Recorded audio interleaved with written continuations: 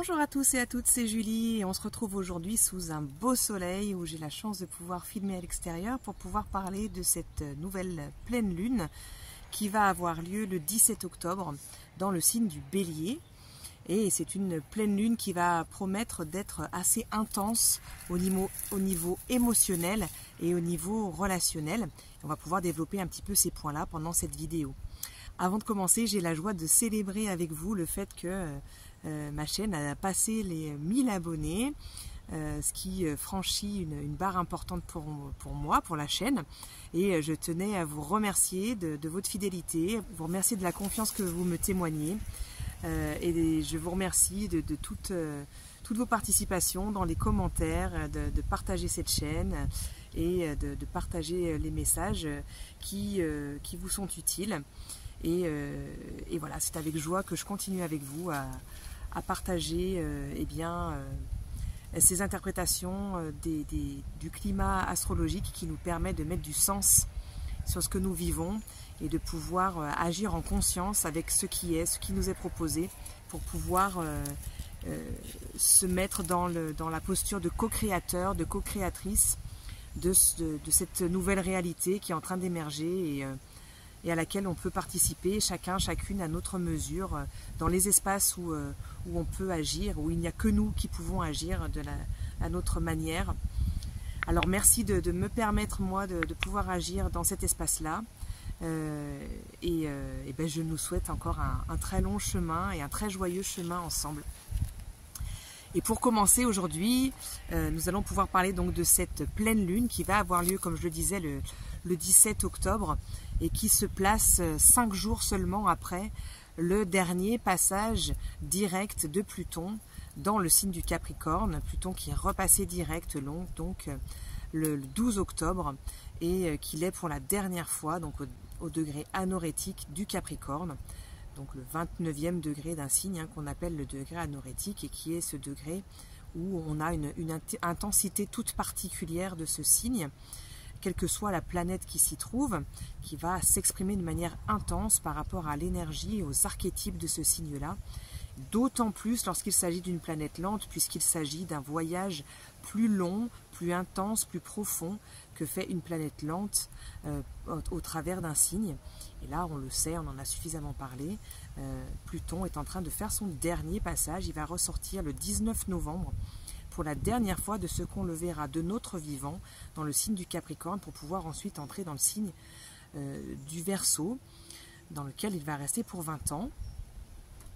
Et ici, on est donc en train de boucler les dernières leçons, les dernières prises de conscience, des choses qui ont pu évoluer, se transmuter assez profondément depuis que le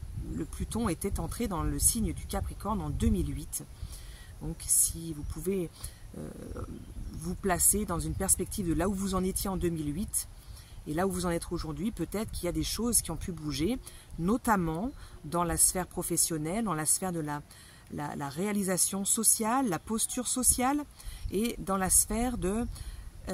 ce que l'on peut contribuer au collectif. Le collectif qui nous nourrit et qui nous apporte des choses que l'on soit d'accord ou non avec. Il y a des distorsions évidemment dont on parlera plus ou moins d'ailleurs dans cette vidéo. On en a, je pense, suffisamment parlé dans les précédentes. Mais on est nourri et on est régi par le collectif qui structure la société. Il y a besoin d'une structure pour que, à partir d'un certain nombre de gens, les gens puissent vivre ensemble et collaborer ensemble. Et c'est ce que marque le signe du Capricorne. Et à notre tour, il nous est demandé de contribuer à ce collectif pour que ce collectif puisse fonctionner. Et c'est ce que, dans sa version saine et accomplie, le Capricorne nous amène à faire. Donc ici, avec Pluton, qui a été rejoint d'ailleurs par la Lune le jour même où il est repassé direct dans le signe du Capricorne pour la dernière fois. Ceci nous amène donc à revisiter ce que nous, en tant que personnes incarnées, que personnes sensibles, émotives, avec un corps émotionnel incarné, avec une identité émotionnelle et sensible, nous pouvons contribuer pour renourrir ce collectif à notre tour de manière qui soit saine. Et on va le voir ici, c'est un des aspects majeurs de cette carte de pleine lune, où il va nous être demandé de venir assainir, guérir, équilibrer certains points pour pouvoir équilibrer à leur tour nos relations et équilibrer à son tour notre relation au monde et notre contribution au monde. Donc on commence par la base, il s'agit d'une pleine lune, c'est-à-dire que le soleil est opposé à la lune, on voit que le soleil se trouve à 24 degrés de la balance, conjoint avec l'astéroïde Junon, mais on va en reparler tout à l'heure, et opposé directement à la lune qui est en bélier et qui elle se trouve conjointe à l'astéroïde Chiron. Ce qu'on remarque aussi tout de suite sur la carte, c'est qu'on trouve à nouveau, comme la dernière fois, cette grande croix rouge et ce grand carré rouge, puisqu'on a un aspect qu'on appelle une grande croix. Donc on a un grand carré avec donc deux oppositions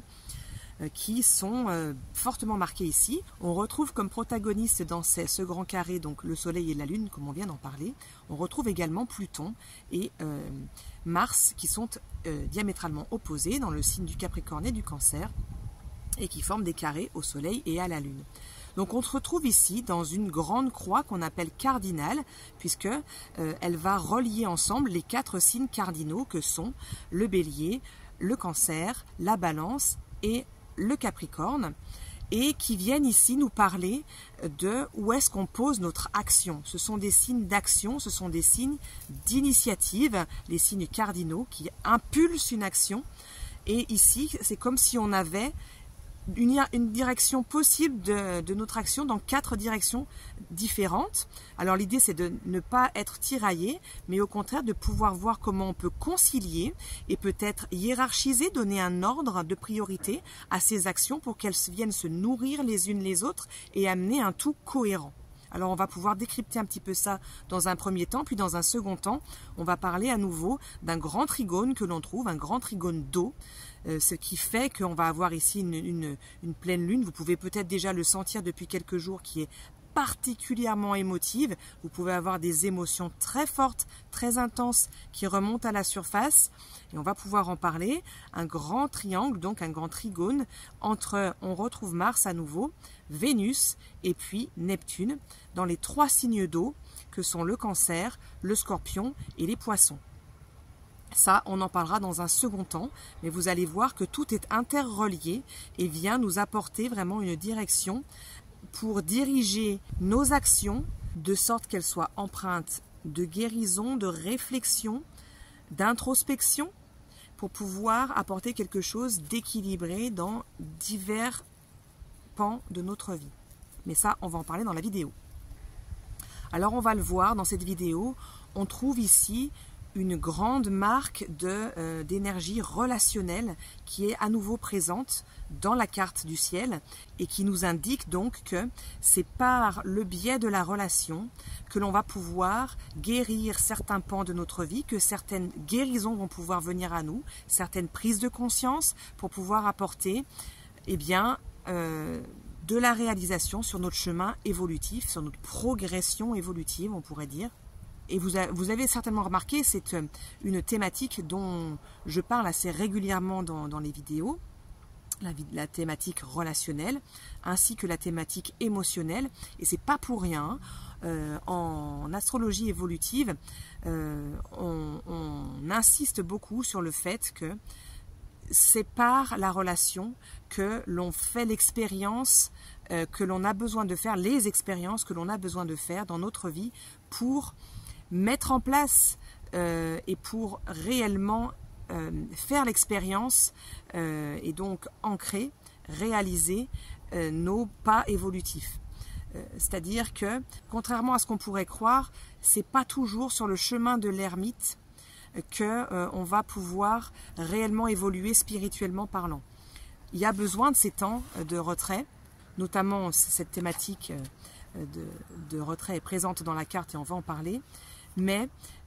si elle est tout à fait nécessaire et saine, il y a un besoin par la suite de revenir dans le monde et revenir dans la relation et d'expérimenter ces choses-là au travers de la relation pour pouvoir vraiment mettre une corporalité en fait à l'expérience de sorte qu'elle s'intègre réellement et qu'on puisse passer à autre chose dans notre chemin, dans notre parcours évolutif, personnel autant que collectif. ici la dynamique relationnelle, elle est présente par le fait qu'on a cette pleine lune dans l'axe Bélier-Balance, qui est encore une fois l'axe qui nous relie, nous, notre rapport à nous-mêmes et à notre initiative dans le monde et à l'autre, avec la Balance. On a le Soleil qui est en Balance et qui est conjoint ici à l'astéroïde Junon. L'astéroïde Junon, pour en parler assez brièvement, assez globalement, il s'agit d'une astéroïde qui vient nous parler de la relation intime, de la relation à la relation notamment maritale, mais bon, de manière plus globale, on va parler de relations assez intimes, mais c'est vraiment de la relation à deux et vraiment engagée, on va dire. Et Junon, donc c'est l'épouse de Zeus, qui est dans une relation dans son mari Zeus où elle est trahie à de multiples reprises par son mari et pourtant elle reste. Il y a cette dévotion qui pourrait paraître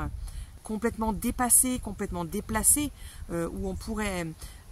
interpréter ça d'une manière où Junon en fait se laisse piétiner et se laisse abuser finalement et reste dans une relation qui est abusive alors qu'elle pourrait tout à fait, avec la puissance qu'elle a, en sortir, mais qu'elle choisit d'y rester. On peut l'interpréter comme ça, et c'est pour ça que Junon n'a pas toujours très bonne presse, en fait, comme astéroïde, mais en réalité, ce qu'elle cherche, Junon, c'est sa puissance intérieure et à amener dans sa résilience intérieure quelque chose dans la relation où, en déployant ses propres atouts, ses propres forces, ses propres clés de guérison, et en cessant de dépendre de la relation, en cessant de dépendre de son conjoint, de son partenaire, pour chercher quelque chose où elle va pouvoir se réaliser. Elle va donc aller à l'intérieur d'elle-même trouver ces clés-là pour apporter dans la relation une équité absolue. Parce que ce que cherche Junon, c'est le partage juste du trône. Et ce qu'on peut appliquer dans nos vies personnelles par une équité dans la relation. Et une relation vraiment où chacun a sa place, de manière totalement horizontale, et il y a vraiment un partage et un échange dans la relation où on a quelque chose où chacun collabore de son propre gré pour une relation qui soit réellement équitable et où chacun ait sa place et où chacun ait son mot à dire et soit dans la complémentarité de la régence de la relation. Donc on voit que c'est du coup, quand on interprète les choses de cette manière-là, à cette lumière-là, on a quelque chose de beaucoup plus intéressant finalement. Parce que ce soit conscient ou non, dans nos modes relationnels, bien souvent, on se place en dépendance de l'autre, à un endroit ou l'autre de la relation. Donc c'est la Junon qui est soumise, en tout cas qui subit la relation, et on se place aussi à d'autres espaces en abus de pouvoir. J'utilise un mot fort, hein, parce que souvent c'est pas si conscient que ça, on le fait pas consciemment, et il n'y a pas cette volonté de nuire, et il n'y a pas de violation de la confiance de manière si prononcée que ça, mais il y a toujours des choses où on n'est pas tout à fait ajusté, où on va un petit peu prendre le dessus. Et ici, l'idée est vraiment de retrouver un équilibre, une harmonie, puisqu'on est dans le signe de la Balance, qui cherche cet équilibre et qui va expérimenter des relations déséquilibrées pour pouvoir arriver à, eh bien, par l'expérience, diversifier des relations, arriver à cette équité, cet équilibre, cette harmonie relationnelle, et donc à cette juste répartition des rôles, cette juste répartition des pouvoirs en fait dans la relation. Donc là on a quelque chose de beaucoup plus intéressant et on peut aller chercher dans nos espaces de relations intimes où est-ce que ça se joue, et très vite on va trouver ces espaces-là et on va voir que ça nous est amené à réflexion par plusieurs biais. Et on voit qu'en face on trouve dans la carte la Lune qui est conjointe à Chiron, la Lune qui est en Bélier, conjointe à Chiron, qui vient nous questionner, elle, sur comment ma personnalité la plus intime avec la Lune, celle que je partage pas forcément avec tout le monde, mais que je vais partager dans une sphère assez restreinte, une sphère assez intime, avec des personnes avec qui je me sens en confiance, eh bien, cette personnalité-là, qui veut se mettre en avant avec le Bélier, qui veut initier, qui veut se mettre au monde de manière complètement intuitive et pas réfléchie, eh bien comment il peut y avoir eu des blessures dans cet espace-là et comment on peut avoir une guérison de notre personnalité intime, émotionnelle et intuitive. Donc ces espaces où il y a pu y avoir de la blessure, où on n'est pas tout à fait assuré pour se mettre au monde dans notre intimité, pour initier, pour aller dans le monde de manière vraiment non réfléchie, mais avec notre vulnérabilité, la lune, eh bien, où est-ce qu'il y a pu y avoir des espaces de blessure là et où est-ce qu'on peut avoir vraiment des clés de guérison dans ces espaces-là et qui vont pouvoir trouver des beaux espaces de j'arrive à me mettre dans le monde, j'arrive à initier dans le monde tel que je suis avec mes vulnérabilités et en cherchant cet équilibre. Puisque si on a une pleine lune, donc on a une opposition parfaite, et c'est-à-dire qu'on a un équilibre parfait qui se cherche et qui cherche à se trouver ici, entre ce qu'on vient d'exprimer, ce qui se joue en balance, et ce qui se joue ici avec la lune en bélier. Et qui vient nous dire ici que les guérisons qu'on peut apporter nous-mêmes sur notre espace intérieur, avec la lune ici, sur la façon de se mettre au monde, vont pouvoir nourrir l'équilibre que l'on cherche à trouver dans les relations intimes avec la balance. Et que c'est par cet espace de guérison ici que l'on va pouvoir trouver cet équilibre-là. On ne va pas le trouver forcément en allant confronter nos espaces de relationnels extérieurs, mais que c'est avec la lune et Chiron, dans les espaces de guérison intérieure, que l'on va pouvoir amener une nourriture qui va apporter quelque chose de beaucoup plus équilibré dans nos espaces de vie extérieurs, dans nos relations interpersonnelles et notamment les relations les plus intimes, les plus proches. Alors, un espace où ces guérisons et la mise à jour de certaines blessures et vraiment cette potentialité de grande guérison peut pouvoir se jouer, ça peut être aussi dans tout ce qui va toucher à la sexualité. Il peut y avoir eu des vécus traumatiques, des vécus où on a eu une sexualité blessée avec la lune en bélier, et qui va se jouer aussi avec l'archétype de Mars en cancer, ça se répond, puisque la lune est la régente du cancer et Mars est le régent du bélier, donc on voit bien qu'il y a un effet miroir ici, où on a une deuxième fois ces questions qui sont ramenées, et il y a une probabilité quand même pour que les questions qui touchent à la sexualité et probablement à la sexualité blessée, ces questions-là vont pouvoir revenir à la surface. Il va vraiment y avoir une potentialité de guérison forte avec cette pleine lune-là. Donc, pour ce faire, on va avoir besoin d'espaces où on va pouvoir dire ces espaces-là, ces questions-là, ces blessures-là. Et on reparle à nouveau de ces espaces sécures dont on a parlé un certain nombre de fois dans les vidéos précédentes avec ce Mars en cancer qui cherche les espaces sécures pour pouvoir explorer un espace de guérison, un espace d'évolution. Et donc là, je peux que vous inviter à aller chercher des interlocuteurs, des interlocutrices vraiment de confiance, des professionnels de confiance pour pouvoir apporter des espaces sécures ou explorer cette guérison-là, explorer ces blessures-là qui ont pu... Je suis rejointe par ma minette dans la forêt, voilà, qui vient apporter sa note de douceur et de guérison sur ces espaces-là. Donc voilà, trouver ces espaces de douceur, merci pour le message, et de guérison, où vraiment il y a un espace cocon, quoi, pour pouvoir que ces choses-là puissent se déposer en toute sécurité et se guérir. Donc voilà, on aborde ce troisième protagoniste, Mars, qui est le troisième angle du grand carré, qui est donc en cancer, dans le signe de la lune, signe éminemment émotionnel.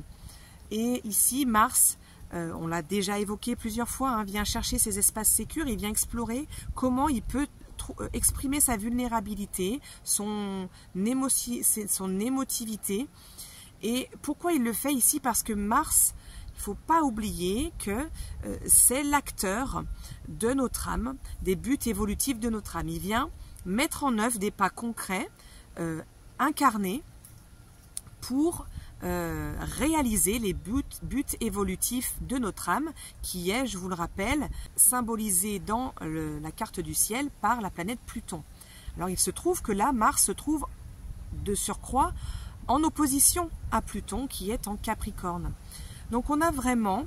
Mars qui cherche l'équilibre entre les buts évolutifs, pas forcément conscients de notre âme, représentés par Pluton ici, et leurs manifestations plus concrètes, comment l'âme cherche à les actualiser par Mars. Mars ici, donc, s'il cherche cet espace de sécurité, c'est pour pouvoir mettre à jour les buts évolutifs de son âme. Il a besoin de cette exploration d'espace sécure, de son espace, de son intériorité émotionnelle, pour chercher comment aller vers une maturité émotionnelle, comment il peut chercher une autonomie émotionnelle, à se connaître suffisamment lui-même dans toute sa dimension émotionnelle pour pouvoir être son propre garant de sa sécurité émotionnelle et ne plus la faire porter sur autrui, dans le but de pouvoir réaliser son but évolutif qui est représenté par Pluton dans le dernier degré du Capricorne et qui est, comme on en parlait en introduction, comment je peux à mon tour amener ma pierre à l'édifice et contribuer au collectif, contribuer à la société avec qui je suis dans mon intimité, dans ma signature émotionnelle propre que j'admets et que j'incarne totalement avec ce Mars qui s'épanouit si on va vraiment le suivre et qu'on accepte vraiment de suivre le chemin de l'exploration de l'intériorité de la sphère émotionnelle. Et pour ce faire, on a encore besoin de ces espaces sécures. Donc voilà comment ce travail d'introspection de notre personnalité émotionnelle propre vient nourrir ce qu'on peut par la suite mettre en place pour nourrir le collectif de manière du coup qui n'est plus du tout écrasante, qui serait la distorsion du Capricorne, qui n'est plus du tout dans la domination, mais qui est dans le fait de se montrer en fait totalement dans sa vulnérabilité qui du coup devient une force parce que je me connais tellement en fait dans mon émotion, dans mon intimité, que je peux venir dans le monde en sachant que ce que je montre à qui et pourquoi, et ce que je montre que à certaines personnes et pourquoi, et comment je fais une force finalement de qui je suis pour pouvoir nourrir quelque chose qui est sain et qui est complètement adéquat avec qui je suis et qui j'ai envie de montrer dans le monde. Donc on voit que du coup que ces quatre points de la croix cardinale qu'on pourrait croire des tiraillements en fait, eh bien, ils se nourrissent les uns les autres. Donc, comment je me nourris moi, comment je vais guérir ce qui est peut-être un peu blessé en moi, avec la lune en bélier et Chiron, va pouvoir nourrir mes relations à l'extérieur, avec le soleil et Junon en balance, pour pouvoir amener quelque chose d'équilibré. Et à la fois, cette lune qui répond avec Mars en cancer, à ces besoins émotionnels qui ont besoin de trouver des espaces sécures pour s'explorer, eh bien comment ça va répondre à comment je me mets au monde, comment je contribue à la société pour pouvoir faire qu'il y a vraiment une unité en fait dans ces quatre directions qui sont nourries et qui vont vraiment répondre à quelque chose qui va pouvoir s'homogénéiser et apporter quelque chose de réellement guéri, réellement harmonieux et donc du coup de réellement nourrissant et pour moi et pour ce que j'apporte à l'extérieur à la société. On va passer maintenant au deuxième grand pan de cette vidéo et qui va aborder le grand trigone que l'on peut voir sur la carte qui est marqué par toujours le même acteur, Mars, qu'on le retrouve ici en cancer, ainsi que Vénus au 29e degré du Scorpion et Neptune au 27e degré des Poissons. Donc les trois signes d'eau sont à nouveau reliés ici. Et on peut encore avoir cette grande intensité émotionnelle qui se fait sentir. Mais aussi, et c'est vrai que j'en parle pas très souvent dans mes vidéos, l'interprétation du ciel et de l'astrologie peut se retranscrire complètement dans des choses très concrètes, très matérielles, et notamment l'eau ici, la forte présence de l'eau va pouvoir se retranscrire dans ce qui se passe au niveau mondial avec les fortes pluies et les grosses les cyclones qu'on a pu avoir aux États-Unis, les tempêtes qu'on a pu avoir en Asie, et puis ce qu'on trouve ici en Europe aussi avec les fortes pluies, les tempêtes qu'on peut avoir également. Donc on voit cette énergie eau qui est reflétée par les actions météorologiques, mais qui se reflètent aussi dans l'intensité de ce que l'on peut ressentir intérieurement et extérieurement au niveau émotionnel et sensible. Et avec ce Mars, cette Vénus et ce Neptune en trigone, on a une dynamique relationnelle renforcée, en plus de ce qu'on pouvait trouver avec l'axe Bélier-Balance. On a vraiment cet axe relationnel qui est fortement représenté, avec une émotivité forte. Donc on voit bien que c'est à travers les relations, et notamment les relations intimes, puisqu'on a Vénus qui est dans le signe du Scorpion, signe qui cherche vraiment l'intimité dans les relations, voire la fusion en fait, qui cherche vraiment à se connaître et à connaître l'autre vraiment dans ses profondeurs, qui sont tous les trois en lien dans des signes d'eau, des signes émotionnels et relationnels forts, puissants, avec trois planètes qui cherchent la relation intime et la relation qui transcende la relation juste de surface, quoi, pour aller vraiment à une profondeur dans la relation et à une transcendance à la fois dans la relation. On a vraiment cette double direction qui va à la fois chercher dans les profondeurs, chercher ce qui va dysfonctionner et chercher à le transcender avec Vénus en Scorpion, et chercher quelque chose qui va vers l'élévation en fait à travers la relation avec le lien au Poisson et à Neptune ici. Il y a donc ici un énorme potentiel de transmutation des relations. Si on prend conscience de tout ce qui se joue avec le grand carré dont on vient de parler précédemment, et de ce qui est en train de se jouer émotionnellement ici entre les trois signes d'eau, où on cherche en fait à travers Mars qui cherche cette intimité personnelle en fait, pour avoir cet espace sécure d'exploration, Vénus qui cherche l'intimité dans la relation, et la transmutation de la relation par la transcendance, et qui est rejointe par cette transcendance et également exprimée de manière exponentielle, puisque Neptune est considéré comme l'octave relationnelle supérieure de Vénus qui cherche la relation transcendantale. Eh bien, on a quelque chose qui peut vraiment se jouer très profondément sur comment nos relations se transmutent intérieurement, mais vraiment aussi ici de manière interpersonnelle, et notamment dans la sphère intime. Donc on va avoir ici avec ce Neptune qui est rétrograde, toujours dans le dernier signe du zodiaque, les Poissons, des grandes désillusions qui peuvent vraiment avoir cours, et on a des masques qui tombent, mais vraiment des choses avec lesquelles on pouvait se voiler la face précédemment sur certaines relations ou sur des modes relationnels qui peuvent vraiment complètement tomber ici, et on a des grandes prises de conscience et qui sont bénéfiques ici, puisque c'est vraiment pour assainir le mode relationnel et amener quelque chose où on va pouvoir avoir un mode relationnel où vont pouvoir se jouer les derniers reliquats peut-être de relations de pouvoir, ce qui est complètement possible avec Vénus au dernier degré du Scorpion, et pour pouvoir transcender ça, transmuter ça, comprendre vraiment avec cette profondeur psychologique, encore une fois avec le Scorpion,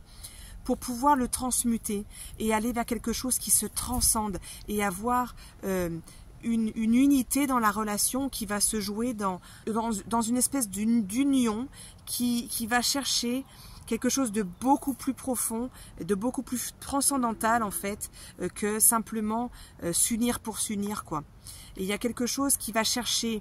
à se grandir dans la relation, et pour soi et pour la relation elle-même. Donc ce travail de transcendance,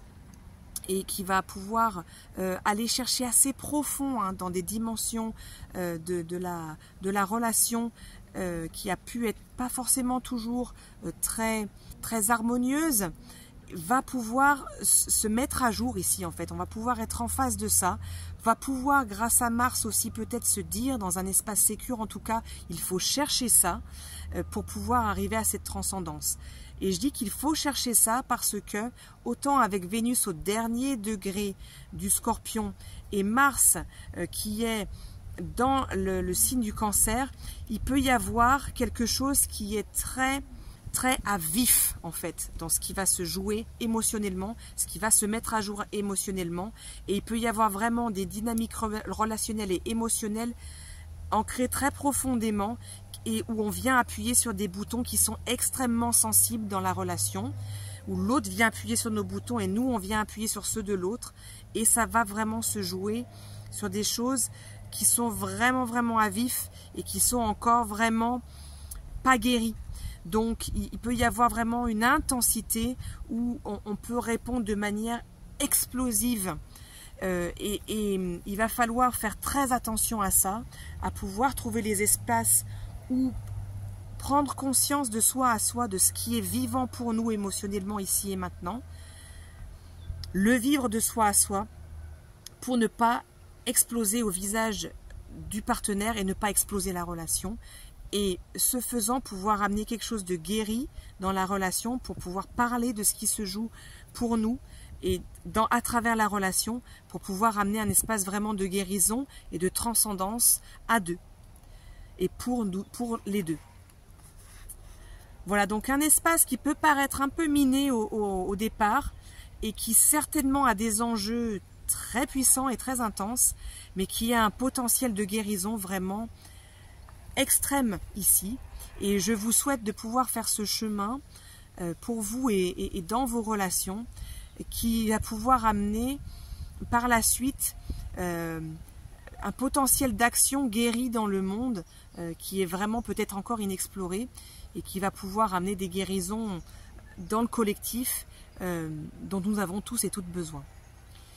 Voilà, je vous remercie pour votre écoute. J'espère que cette vidéo vous aura été parlante. Si c'est le cas, n'hésitez pas à en parler autour de vous, à la partager, à vous abonner si ce n'est pas encore le cas, à mettre des commentaires pour toujours nourrir cet algorithme et savoir que cette vidéo vous est utile et que YouTube la partage à son tour. Et puis, je vous souhaite une période riche et à la fois le plus douce possible. Et je vous dis à très vite pour une nouvelle vidéo. Prenez bien soin de vous et de vos proches.